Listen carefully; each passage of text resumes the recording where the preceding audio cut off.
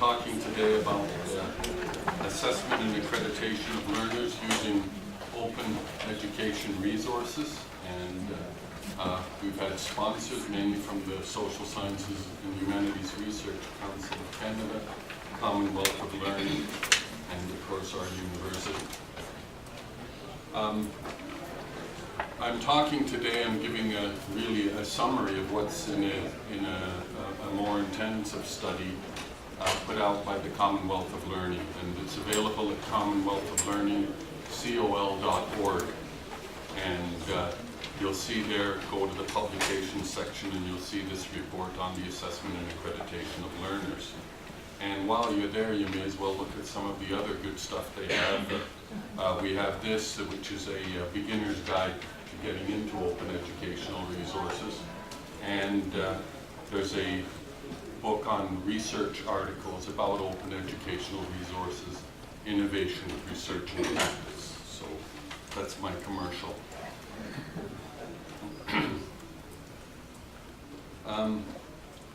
Charles Smith is telling us that universities and colleges have been granted a monopoly on student assessment and accreditation. And he describes it as a rent-seeking cartel. And by rent-seeking, he means that it's a comparison with the old landowners where they didn't do anything. They just charged rent to the tenants and got the money for it. And he says that it's a legacy system based on the scarcity of knowledge. And if we go back to the ancient Greeks and to the early formation of universities, modern universities in the 11th century in Italy, the reason for the existence of universities is because of the scarcity of knowledge. The books had to be in one place, and the only way you could get knowledge was by going to that place, and that's how we started up the modern university system. And today, this situation no longer exists. We do not have a scarcity of knowledge. We do not have to be in one place. So this means there's room for change. And I'm not suggesting that, as this morning, that this is going to be an apocalyptic change, but it is change, and change is happening. And the survival of this cartel of where you control the information, it's based on limiting free knowledge. And we in the open movement are about spreading knowledge and about sharing knowledge. So there's a contradiction, and I don't know how this is going to be worked out. I don't make predictions, especially about the future, as others have said. I'm not getting into that apocalyptic version, but change is afoot, and it's going to continue. And the OER movement is, whether we like it or not, is a challenge to that system of closed information and control over the information. We are challenging that system just by being supporters of the open educational resource movement. And he says that piling trillions of dollars of debt onto students for an education that fails to prepare them for the emerging economy is neither ethical nor sustainable. So we have to see what's going to happen. What I believe is that it's not going to continue. Students are not going to continue to get into more and more debt, and in some kind of a way of preserving the traditional education system. It's not based on that, and this is a new phenomenon since the 1990s, and it's not going to be maintained in that way. So the OER University Initiative, which our university, Athabasca University, is part of, along with 30 other universities and colleges around the world, are trying to break out of that mold with the aim to provide free education to learners worldwide using OER pathways, enabling them to gain credible qualifications from accredited institutions. and plus 25 institutions on 5 continents, and we want to create a parallel learning universe where students do not have to attend campus, they do not have to go to one place in order to learn and to get credit. And Jim Taylor put it this way, that the learners access courses based solely on open education resources. There's some support systems built in with Academic Volunteers International. They get open assessment from the participating institutions. The participating institutions grant credit for courses, and then students are awarded a credible degree or credential. And it goes like this, that instead of all of it being about our students, our faculty, our content, it's about any students using any faculty, using any materials. But if they want the Athabasca University credential, it's our credential. We control that part of it. And so we're looking at different MOOCs, mini MOOCs, anti-MOOCs, and the unbundling of services. And why are we using open education resources? And I think we know all these reasons. Easy to copy, they're scalable, freely available, jurisdiction free, there's no locks, no restrictive licenses. And it is the opposite of what our universities were based on. That is the control of knowledge in one place. It's the opposite of that. I want to distinguish between our credible credential that we're talking about in the OER University and the Coursera credential. And a few people have asked me because they didn't believe me when I said earlier about Coursera owning what's in your head. And here's exactly what it says on the license that you click on, that you probably don't read when you take a Coursera course, but you click on the license, so you've agreed. And it says very clearly, you may not take any online course offered by Coursera or use any statement of accomplishment as part of any tuition-based or for-credit certification or program for any college, university, or other academic institution without their express written permission. If you do so, it's a violation of the terms that you've taken the Coursera course. So Coursera is basically saying that whatever you learn, you can't use for the purpose of getting accreditation elsewhere.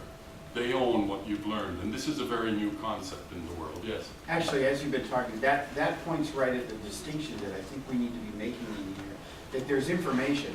Information is a book. And then there's knowledge, which is actually a human function, or acquired knowledge, which is what we're interested in trying to figure out how do we assess that so that our certifications are uprising, right? Doesn't it? Yeah. Make sense? Yeah, but up until Coursera, we've always owned the knowledge that's in our own head. We're into a new world where intellectual property, etc., is being extended, so someone else owns part of what's in your head. Now, in order to push for assessment and accreditation, of course, one of the leading ways we do that is with the recognition of prior learning, or prior learning assessment and recognition, or prior learning assessment. There's a number of names for it, but it's generally based on portfolios. You can have a challenge for credit. Credit transfer is another way, and we can break down the silos of education using MOOCs. And the problem with RPL is that there's no standards. Each institution does it their own way, in their own formulaic way. It's idiosyncratic at each institution, and even within institutions, you could find that two people doing RPL do it in very different ways. There's unnecessary duplication, and we find it's not cost effective. It's very labor intensive, and we need to find scalable ways of doing the assessment. So one of these is challenge for credit, which in most cases it is done within the RPL process, but in other cases it's a separate one. Like at our university, we have two separate streams you go in. If you have things you've learned and you can show your certificates, we can go to RPL. And if you just know it and you want to have it done and you have no way of proving it, we give you a credit. So, for example, you say, I know second year French, and you come to our university, we give you the second year French exam. You pass it, we give you the credit for it. There's different ways. It doesn't have to be just exams. It could be an essay. It could be a project. There's different ways of doing it. But few institutions are doing this. So we're in the minority. There's Excelsior and Thomas Edison State College do this, and there's the CLEP exams in the United States. So there are ways of doing it, but not many. And in Europe, they're trying to get a credit process that's understood right across there, and they have the Bologna process, so they're looking at ways where they can standardize their credit system so as they can get into this type of thing. So it's problematic in most jurisdictions. As I mentioned before, for PLAR, challenge for credit, the standards are lacking. Mind you, when I say that standards are lacking for challenge for credit, also standards are lacking in traditional universities about how they would evaluate second year French or anything else. It's quite often totally dependent on the particular professor, unless it's in a professional program where they have to follow set standards.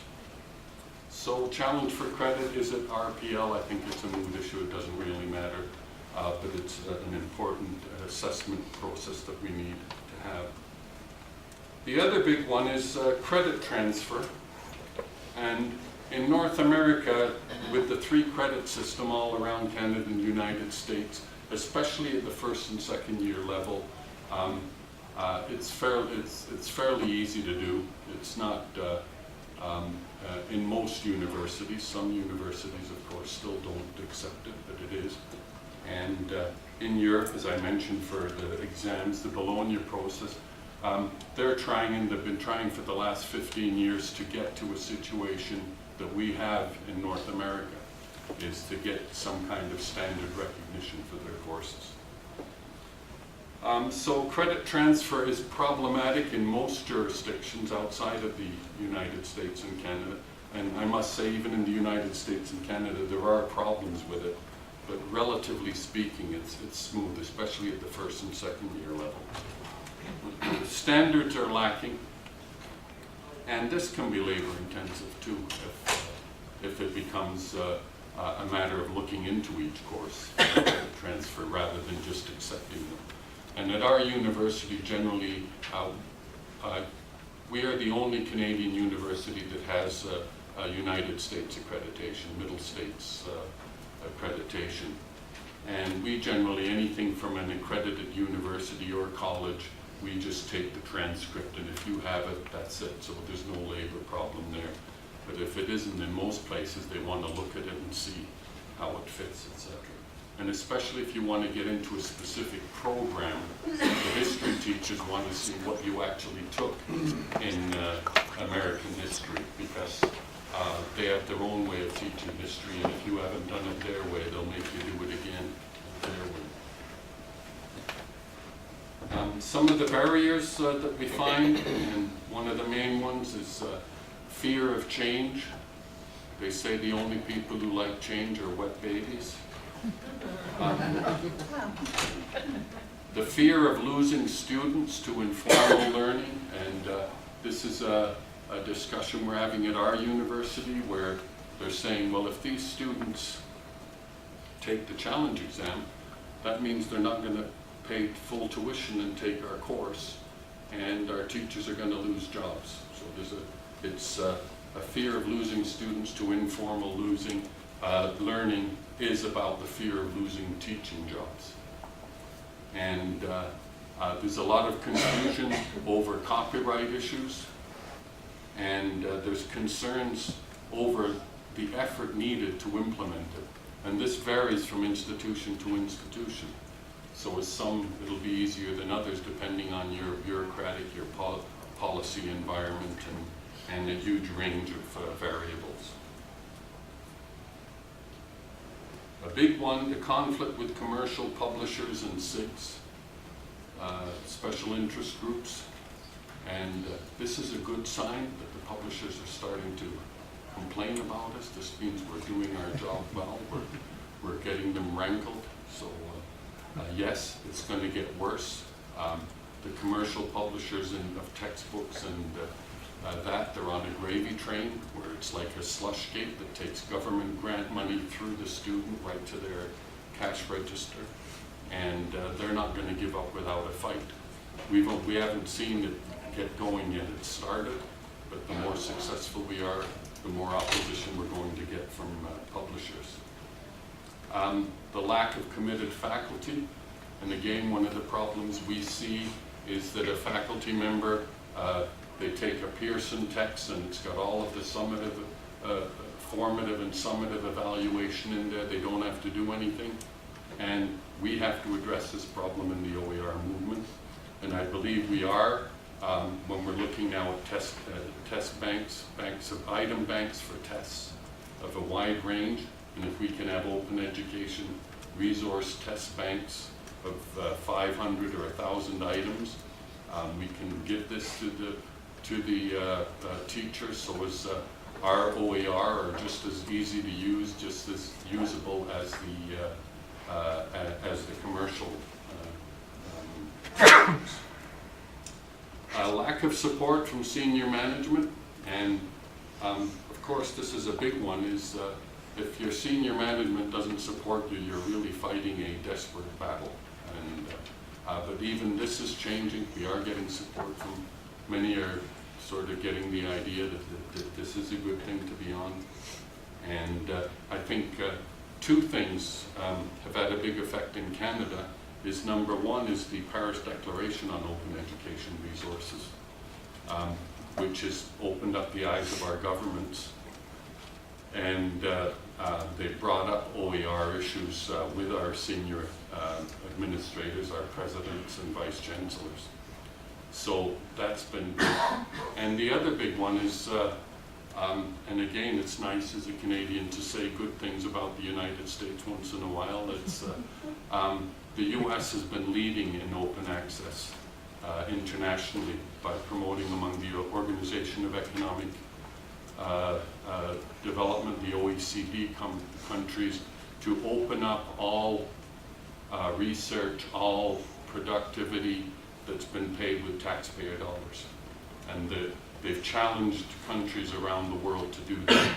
And I know that this challenge has been discussed by many of our provinces, and certainly our province in BC, which are now leading, British Columbia, which are leading in the open education resource movement in Canada. There's been an unnecessary duplication and inefficiencies, and this is a big problem we have to overcome in OER, is stop it. People are still creating OER that are already out there. We've got to use the OER. Don't be embarrassed about using OER. Even in the OER movement, we feel we have to make our original OER, otherwise it's no good. No, that's not the point. Stop talking about developing courses. Start talking about assembling and adapting courses, because that's the language we need.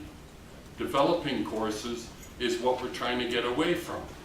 We're trying to get away from that so as we use what's out there, so we avoid unnecessary duplication and inefficiencies.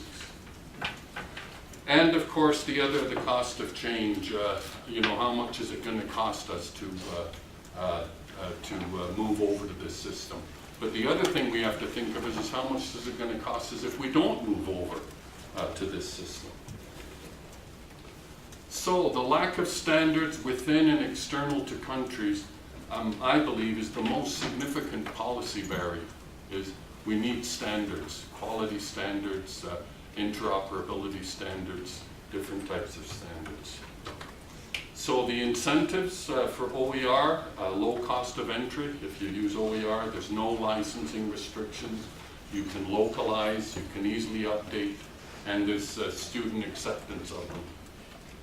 Institutional success factors. The biggest, I mentioned it before, is strong support from senior administrators. Policies that help promote OER and not hinder them. A culture of openness. And we find the most successful institutions are those that have a RPL, a prior learning assessment process in place. So Brown and Duke put it this way: experience without a formal representation has very limited exchange value, as those whose only degree is from the University of Life well know.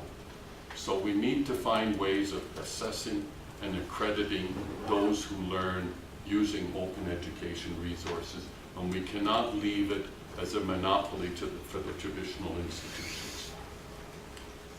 And just as an example, I want to mention to you about this course we have at Athabasca, the Bear and Cougar Awareness course. And we do this because we have bears and cougars looking in the windows of our university. So the president felt that we'd better do something about this because it could reflect badly on him if any of our staff are eaten by a cougar. So we developed this course, Bear and Cougar Awareness, and the reason I'm telling you about this is not just for entertainment value. Why is it important? Is because we need it at Athabasca University. We need our staff to know about Bear and Cougar awareness. And I say that about assessment and accreditation of open education resources. We need it. We've got to have it. It's not something, oh, it's nice to do, and wouldn't it be great if we all participate? It's something that we believe is necessary. So I'll leave you with that. I think I've done it in time, have I? 2 minutes left. And good. I know that everyone doesn't agree with me, so I'll leave it open for questions and argumentation. Yes. As far as accreditation agencies and what their role in OER is, would you suggest that they get involved directly with setting standards for OER coursework and content? No, I think the standards need to be set for the exams themselves, so as we can have standard exams. So it's like in nursing, you have a standard exam that every nurse must pass in order to get through it, or a standard that if you're taking English composition, you have to meet these criteria, so as the credit transfer is made easier. We're all following the same standards. That's the problem, is they say, oh, that community college isn't any good, we're not going to accept their standard, our standards are higher. That's the problem. Any other? Yes? I just want to make sure, when you say open assessment, you're also talking about RPL. Are they sort of synonyms? No, they're not synonyms. Gee, I failed. I just wanted, that's why I asked the question. RPL, I mean, what we see is they take your whole learning experience in a portfolio and they examine it, and then they give you so many credits for it. Okay. Whereas challenge for credit is, we don't do that. We say, oh, you know French, here's the exam, take it. So there's an exam, Yeah. and then by passing that exam, you sort of make it into the portfolio. No, well, some do it that way, Okay. But we do it different. If you pass the exam, you don't even go into RPL, you just get the credit. Gotcha. Yeah, yeah. Any other, yes? So Roy, when you say standard, you're talking about content standards? I mean, similar to what's used in K-12, like the Common Core that's come forward now that's allowing for more common assessment across multiple states. Is that kind of what you're meaning? And if so, what's the first step towards something like in higher ed? Yeah, I think the standards for that I would see in higher ed are for, you see it in the professional programs, where it's pretty clear. Or I think like first year biology is pretty well standard around, but many other fields are not, and particularly in the arts. And And maybe we can't get there with all of them, but the ones that we can get there with, let's get there with it. Thank you. Thank you very much. Thanks so much.